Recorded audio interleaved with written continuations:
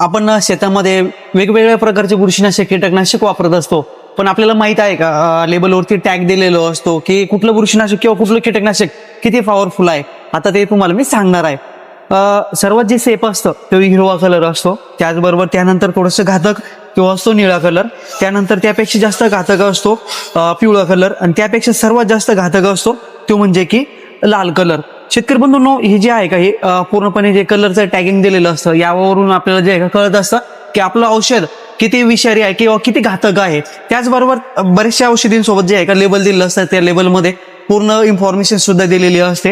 ही फवारणी करत असताना आपण जे आहे का सेफ्टी किटचा वापर केला पाहिजे, हँड ग्लोव्हचा वापर केला पाहिजे, गॉगलचा वापर केला पाहिजे, जेणेकरून आपल्या शरीरावरती याचं काही इन्फेक्शन व्हायला नको. त्याचबरोबर लहान मुलांपासून जे आहे का आपण औषधींना जे आहे का दूर ठेवलं पाहिजे. अशीच माहिती बघण्यासाठी चॅनलला फॉलो करायला विसरू नका, आणि काही अडचणी असेल तर कमेंटही करू शकता. धन्यवाद.